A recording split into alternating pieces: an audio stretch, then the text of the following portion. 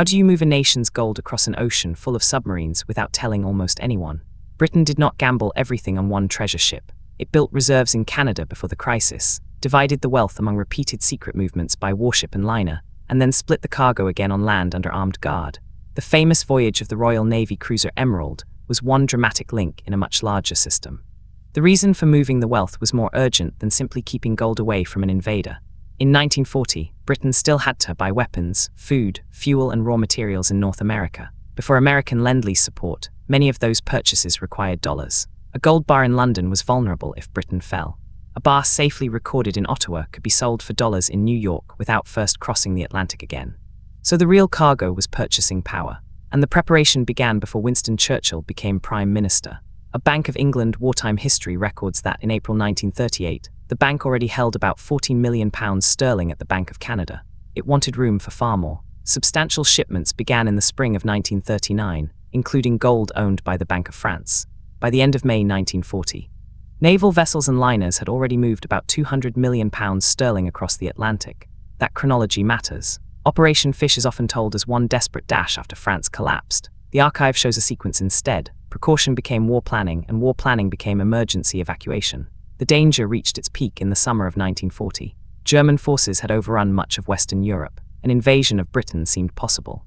At sea, submarines could turn a successful departure into a total loss with one torpedo.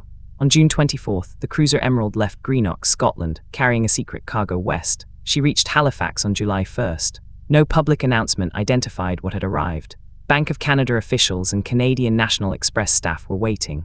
The ship is memorable, but the scale was larger than one deck.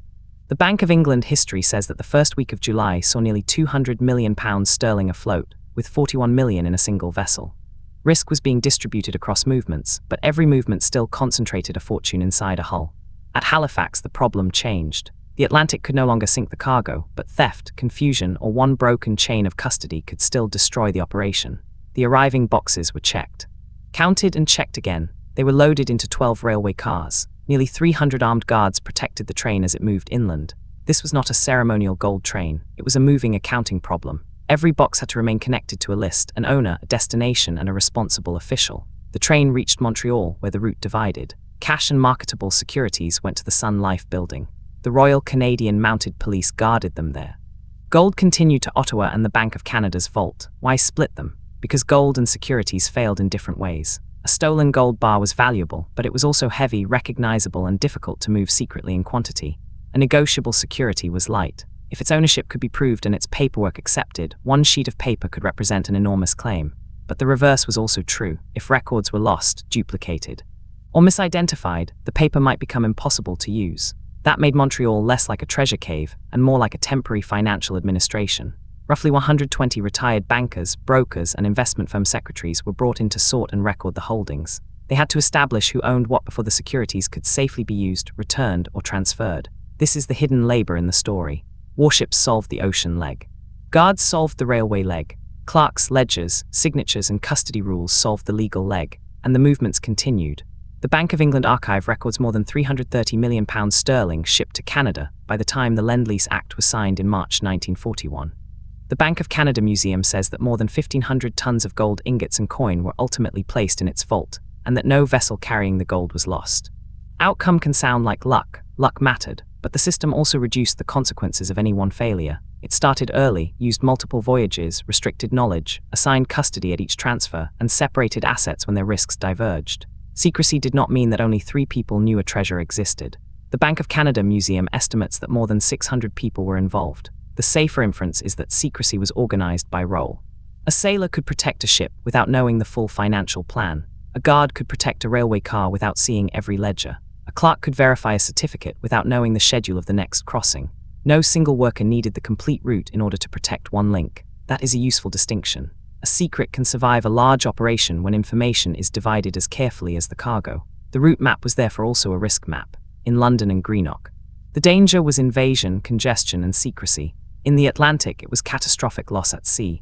At Halifax, it became unloading and verification. On the railway, it was physical security. In Montreal, it was ownership and negotiability. In Ottawa, it was secure storage and accurate earmarking. Then came the final transformation. The gold did not need to sit untouched until victory. The Bank of England history says that the greater part of its Ottawa stock was sold for dollars in New York. Between September 1939 and September 1941, British purchases of United States and Canadian dollars against gold exceeded £640 million sterling. In other words, Canada was not only a hiding place, it was a financial bridge to the factories and markets Britain needed. The ledgers could even move value when the metal stayed still. Later, officials described one adjustment as repatriation by book entry. Ownership changed in the accounts without hauling the same bars back across the ocean. The operation protected physical gold, but its real power came from trusted institutions agreeing exactly whose gold it was and what that ownership could buy. That is why the greatest fortune in this story was never just a pile of metal. Britain moved it by turning one impossible journey into a chain of smaller, controlled risks. Early reserves in Canada, repeated secret ocean crossings, guarded rail movement, separate destinations for gold and securities, and meticulous records at every handoff. The cruiser survived the ocean. The guards protected the train. The clerks made the fortune usable. And together, those links moved Britain's purchasing power beyond the reach of invasion without ever placing the whole operation in one pair of hands.